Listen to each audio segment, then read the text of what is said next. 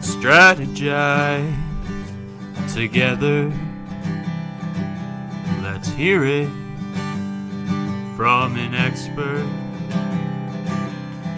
Join the conversation, it's informative and free. You and me, let's talk some strategy.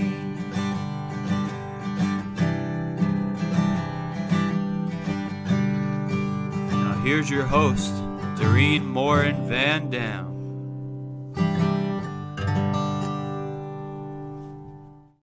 Hello everybody, I am back with another episode of Strategy Talks. My name is Morin-van, and today I'm very excited. We're going to talk about voice tips for live streamers. So if you're doing any kinds of video, or even if you're doing a podcast and you've never really thought about what your voice does, or maybe you're so worried that has stopped you from live streaming or podcasting, today this is the episode for you. But before I introduce you to today's guest, I want to do a quick shout out to all of you who are watching here live. If you're watching or listening on the replay, if you're watching, put hashtag replay in the comments with any questions you have for myself or my guest today.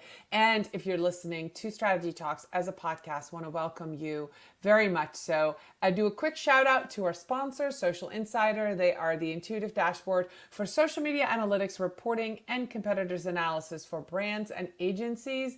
If you need data, you need Social Insider. So without much further ado, I'm going to welcome to the stage Rose Caiazzo. I did it, also known as Jackson Hole Rose, and we are going to talk about voice tips for live streamers. But before I let her say even one word, let me introduce you to her.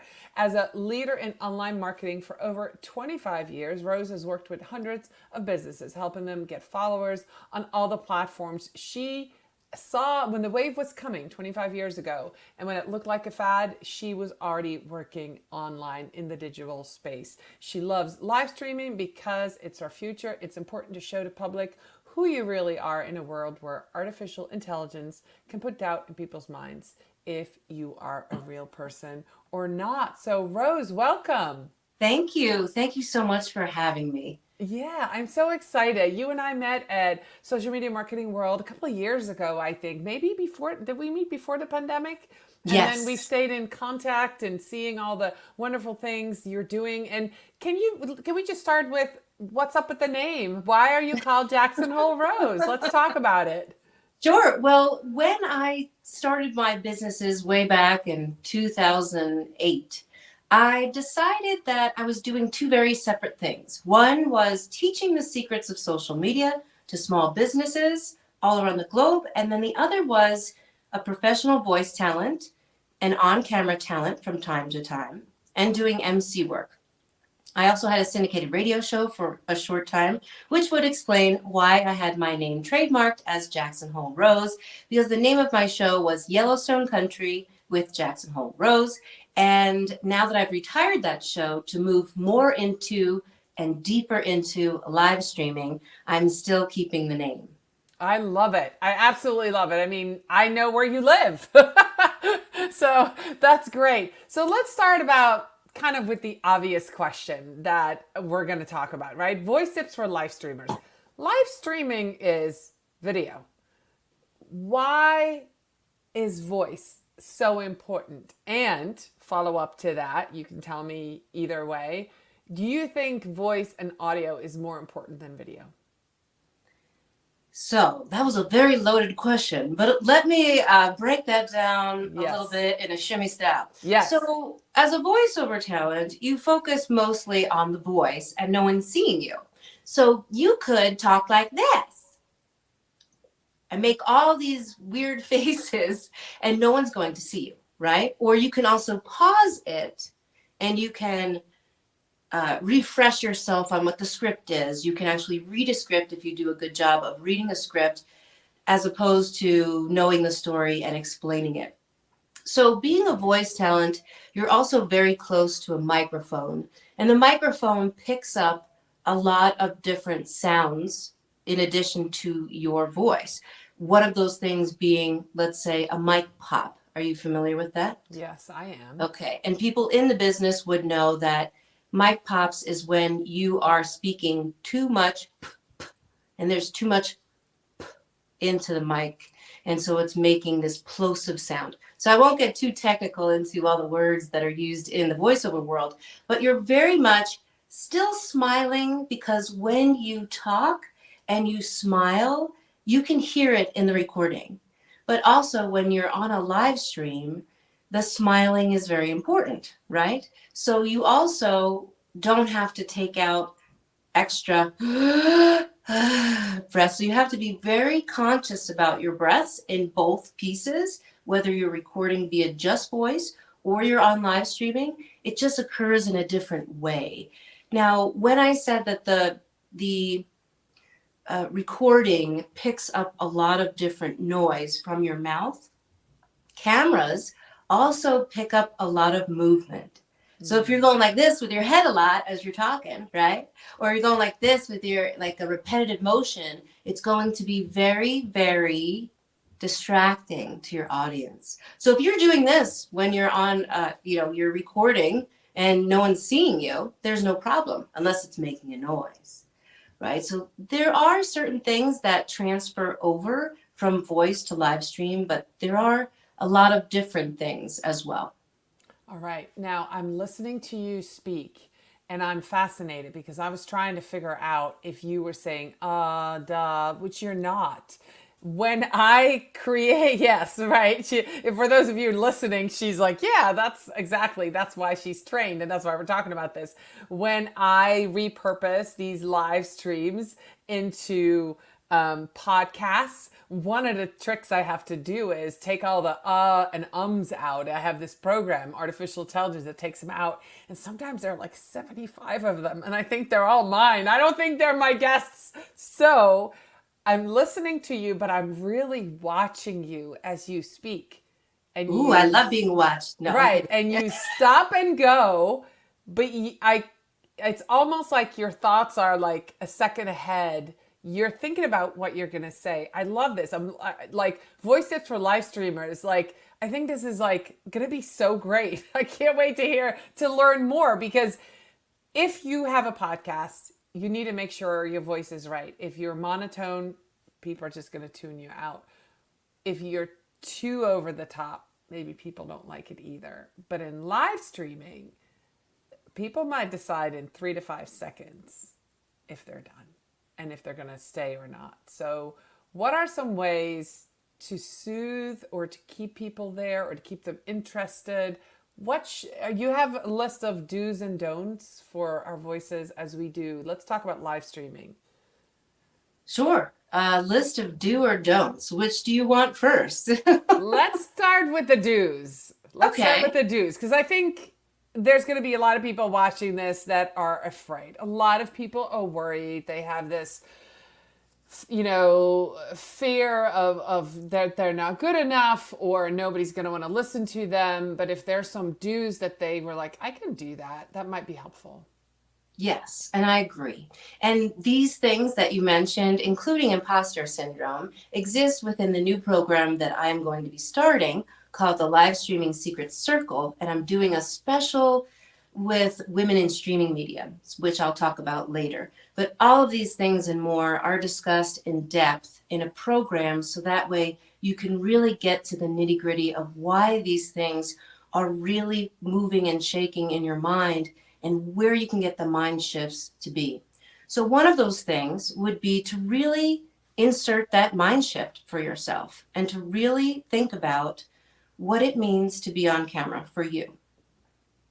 You're probably not an influencer, right?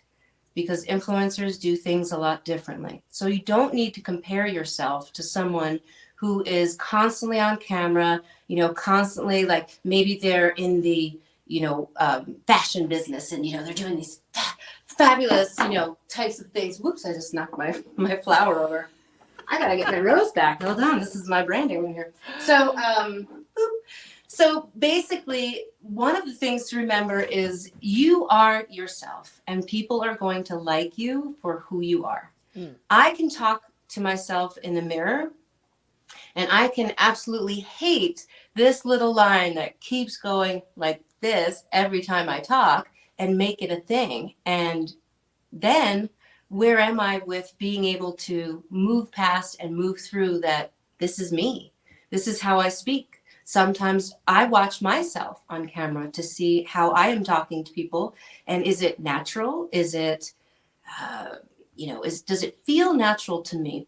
One of the other things I would say is a do is get connected to your message first before you live stream. And I think a lot of people don't they'll get on the live stream and then they just keep talking and talking and talking. And then they're not really connected to their message about what they want to speak on. Because when you don't have a script in front of you, you're unscripted. So it depends on what you're speaking about and how much you know about it. One little tactic that I do with the people that I teach, because I also was a public speaking teacher at the college level for a while. And one of the things that people said to me was, I would give them a little quiz when they entered the room. How much do you like public speaking? Now, no one ever picked number 5 as like, it's my favorite thing to do, right? But public speaking is still different than live streaming, but I'm just making the example here, right? Because most people are familiar, right, with what public speaking is. And most people, and then the last one, right, like the number 1 was, I would rather die than get up on a platform and speak to anybody, right? And this actually does exist in our world. So there's, if we were looking from 1 to 5, what's in the middle? Okay, maybe I'm somewhere in the middle. So those mindset shifts are going to be an important part of who you are and connecting to your message. Because if you know what you're talking about, you can feel good about being on camera and explaining to others what it is. I also mentioned to people that have not live streamed before that they can keep it short. It's okay to just do a minute video, right? So with some of the people in the public speaking class, to get them started, first thing I would do was I would take them outside, right? Like, oh, we're going outside. Like, we're not in the class. Oh, right. So kind of like for us, oh, we're not at our desk. Oh, I'm going outside. Oh, okay, right? There's this new element in the background. It's not my desk. It's me with a mountain behind me or whatever it is. And I'd bring a big fishbowl with me and I'd say, okay, so everyone is going to speak for a minute on a topic that you're going to pick out of this jar. Okay. And so it would be a very basic thing. Like they'd open it up and they would smile. They would always smile and be like, okay, right. And they would speak for a minute on a pencil. Right? Like, well, a pencil looks like this. It's about this long. It's about this wide. And as you start to do your live streams, you'll start to know in your mind what 30 seconds feels like, what 1 minute feels like, what 2 minutes or 3 minutes feels like. Now, you always have to make sure that you're looking at the green dot. So the green dot is your friend. And as I say, it really leads to a calming effect because you don't have to worry about anything around you, but you do have to be grateful for your audience that is watching you, even though you don't see them, right? Right. So I'd say those were a few of the do tricks. And water. And water. I love that. Have some water as I queue up that next question. So what are some things that we should avoid when we're talking about voice and live streaming? Should we try to change our voice? Should we mess afterwards with sound effects? What are some things that we should not do? Well, live streaming in particular is something that you turn the camera on, boop, and then you say your message, and then you turn your camera off. So you're not recording something 30 times, right? Which I know a lot of people do this because I have clients myself that I say, okay, I'm going to have you do a video of this. And they're like, okay, great. And then they're like, okay, this is like my 30th take. I think this is good enough, right? So the purpose of live streaming and to get comfortable with it is so that you don't have to keep going back. And basically the perfectionistic piece in you is saying, that's not good enough. I need to do it again. All right, well, I'll just take time and do it again. Oh, no, I messed up. Got to do it again. Nope. Oh, got to do it again, right? So with live streaming, no stitching is allowed, and there's no stopping and re-recording. It's boom, go, and then say your message, and then boom, stop, right? So that's the joy and the fear of live streaming. A lot of big brands are actually waiting on live streaming because they are not very comfortable just yet having unscripted material out there.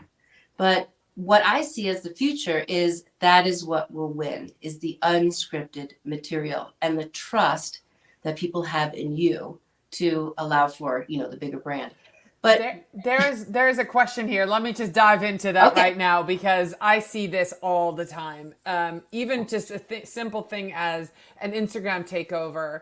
Maybe there's an intern, or maybe there's an influencer. I'm working with a corporation and we're like, oh, let's do an Instagram takeover day, or, an Instagram live with an influencer. And they're like pulling on the brakes going, no, we can't do that. So there's a real concern there. So how do you get past that? I mean, I'm thinking education and setting boundaries on what can be said and the topic and all of that. But you still can have somebody go off script.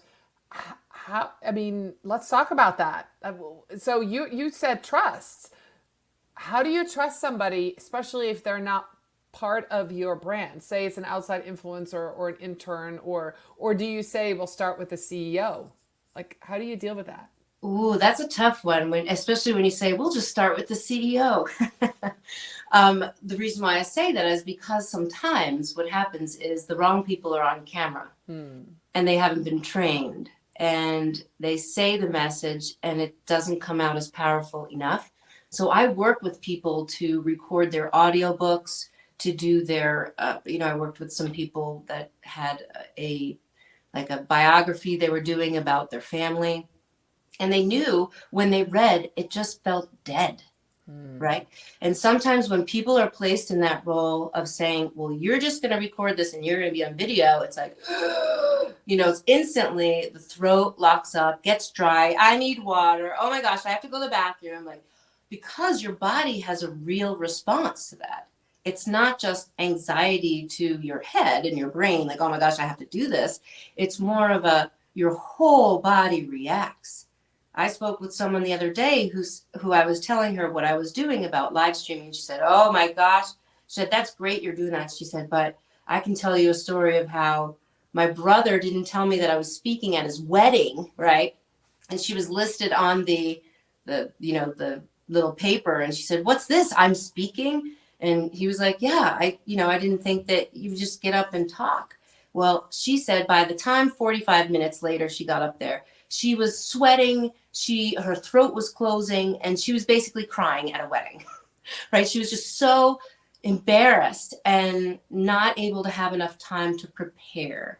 So I think preparing yourself in the sense of being on camera and doing the right things and avoiding the wrong things to do are helpful. So that way you feel good about what you're doing. Is there such a thing as over preparing for a live stream? Yes. Okay. Mm-hmm. What does that look like? Some people will still get a script and they will read it. So their eyes will look like this, right? And they think that their eyes look straight ahead, but they're not. So whenever you're not looking at the green dot, you're losing your audience. I don't know if you ever remembered that. I might be dating myself, but there's a Brady Bunch episode. I think everyone knows who Brady Bunch is. Maybe not. But little Cindy, she was asked to go on television with her like second grade class. And she was really smart. She knew all the answers. She practice. And then she got in front of the TV camera and she was like, she couldn't speak. And so she had a different reaction of deer in headlights when she was in front of the camera, because she just wasn't used to the light and these types of things that happen in typical broadcasting. Now we have it easier on live streams because right now I'm using my camera, right? My phone, iPhone to do this particular thing. So one of the sessions too that I speak on in my group program is if video killed the radio star, like live streaming is for everyone. But also we have to remember we're not influencers. We're not actors.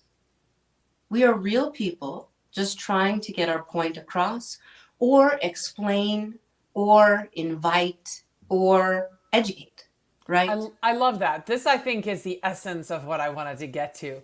We're real people just amplifying our voice online to those people that need to hear it. We have a business, we have a solution for your problem, and we're going to use live streaming to be seen by new people in order so that we can work with them or provide for them or sell them a product or eventually, take them into the fold as a client because we have a solution to their problem. So pretending to be something that we're not is really not what we should be doing. That's correct. However, sometimes people don't realize that they're doing it. So for us to look out into what someone else is doing, it's simple to say, oh boy, okay, well, like you mentioned earlier, some people are a little overly. So they're, yeah, and they're moving all around. You're like, what's going on? Okay, they're exciting. I like what they're saying, but maybe they're talking too fast and they're talking so fast that you can't really understand what they're saying. And so then you're like, oh my gosh, I got to rewind, or I need to slow it down. So there's a lot of different factors. You also mentioned monotone, right? Right. That I've had people come to me saying, well, I'm doing the live streams, but it's not working. And it's like, great. I love that you're doing the live stream already. If you've already gotten past the whole, I'm going to hit the go button, I'm going to say my message and hit the stop button, then bravo to you, honestly. Because that is the biggest fear. It's like, should I do it now? When should I do it? What am I going to talk about? Right? These types of things, which all fit into a social media strategy. Live streaming is a part of being social, but it's also for other things, right? We live stream concerts. We live stream events that we watch on a live stream channel, depending upon if it's on our television or our phones or our desktops. Right. So it just depends on the live streaming type and where you are. Like if you're a professional broadcaster, yes, there's lots of things that you need to know. But you're not a professional broadcaster. You just want to look professional on camera. So having someone else and working in a group can be helpful to kind of learn the things, or one-on-one, that might not work for your presence. We sometimes call them masks, right? And you see this a lot in the corporate world. People talk in a certain way, and this is the way they talk because I'm corporate and this is me. But if you were having a drink with me, right, I'd be like, oh, hey, how are you doing? Da, da, da. But when I'm corporate, I speak like this. And then when I get on camera, I speak like this, which is not a bad thing. However, these masks can be seen by others, which I'm sure you've seen. Mm-hmm. So it's either the overly, the underly, meaning they're not giving enough of themselves. Right. Mm-hmm. All right. So my next question is about how to, if you're doing a long live stream, say you're part of a day-long event. Ooh, day-long. Right. Mm-hmm. You're the MC or you're introducing people, or maybe it's a 5-day online event and you're talking. I mean, I don't know about you, but the first time I went to social media marketing world, within 3 days, I couldn't talk anymore because I talked to people all day. So let's talk about that for a minute. Are there things you should and should not do as a voice coach that we should or should not do with our voices if we're preparing to live stream? If we're like, we got a big day coming up, day. Yeah. Or at the end of a big day, how to salvage the voice for the next day. Do you have any tips for us for that? Yes, I have several. Okay. One of the things with regards to having a very long time of speaking is a very basic concept that I'm not sure most people are attached to. And you can Google this anywhere on the web and find out these exercises how to do. Instead of speaking from your throat and in this area, you're actually speaking from your diaphragm.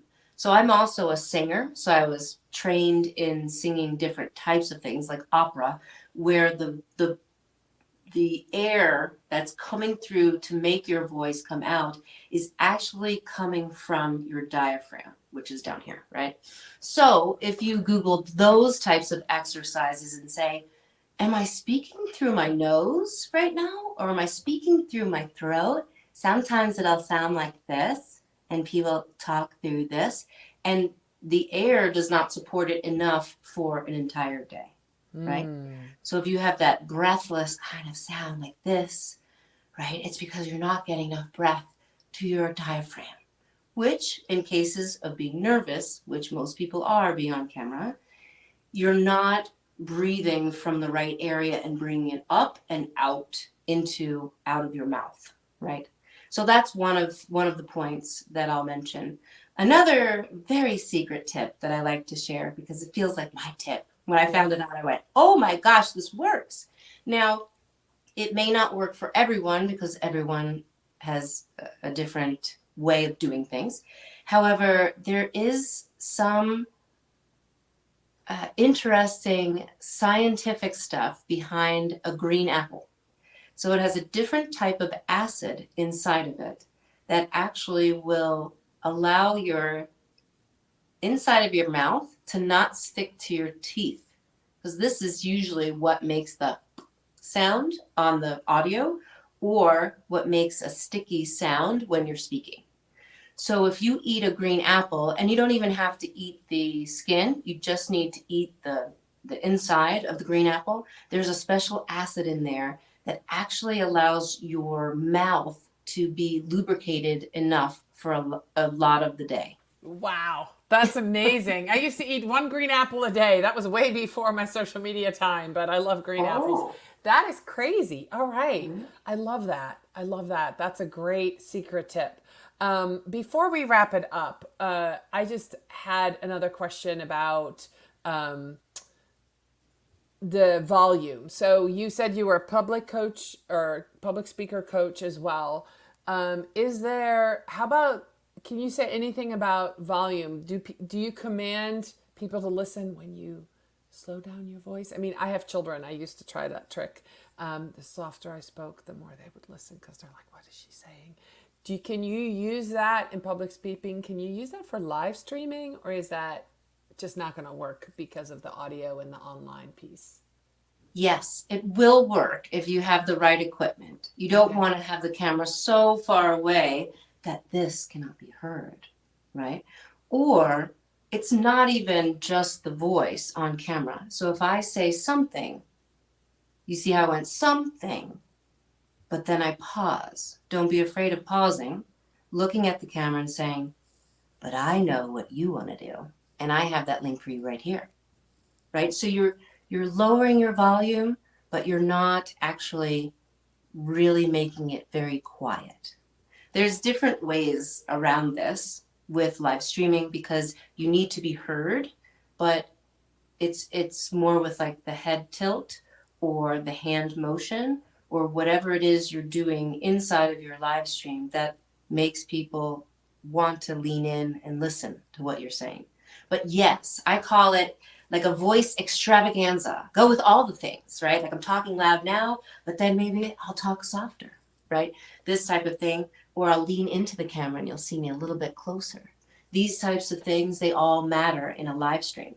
All right, awesome. So let's get everybody connected with you. For those who are watching, who listen to you speak, Rose, you have a new program, you have a Facebook group. Tell us all the things. How can we connect? What is the best place? How can they find you? How can they connect with you and get into that program if they want to learn more?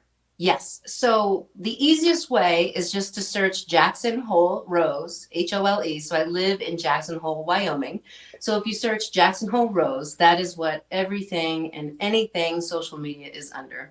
However, I do have a group that is called Social Media and Live Streaming Secrets with Jackson Hole Rose. And that you can find by going to facebook.com/groups and then the words social media and live streaming secrets. Okay. Then I am doing a first pass of this particular program. It's like a light. So it's a 5-week intensive free workshop series that I'm doing partnering with Women in Streaming Media, which is a global organization. So sorry guys, but it's just for women, because as a woman and being on camera, things are a lot different. And we talk about a lot different things than we would with a group with males and females.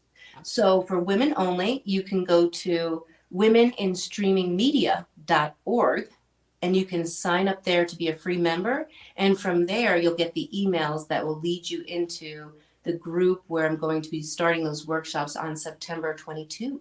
Okay. Or awesome. just get in touch with me and I can tell you how to do that. So again, just search Jackson Hole Rose and you'll find me. That's awesome. Well, thank you so much. And where are you most active on social media? I know you said you're everywhere as Jackson Hole Rose, but where are you most active? If somebody says, I really want to talk to her or DM her, where do they go? Yes, I do all of my live streams on Facebook for now. Okay, Facebook. Okay, perfect. So connect with Rose on Facebook. And Rose, thank you so much for being here. This was super interesting. I learned some new things and I'm very excited to try them out. I'm going to be on a couple of stages and I'm just excited to use my voice and my body language, but my voice in a new and different way and practice that, of course, in front of a mirror before I do it. But I think that's going to help really drive the point home. And so for those who are thinking about getting into live streaming, replay this, rewatch this, connect with Rose and learn all these wonderful tips. And it's all about practice. Mastery comes with practice, guys. So you've got to be willing to go practice and put it, take these tips that Rose gave. And if you're going to go into a program like that and then go and do the live streaming, because that's how you get better. Rose, thank you so much for being with me today. I will see you all next week for another episode of Strategy Talks. Bye, everybody.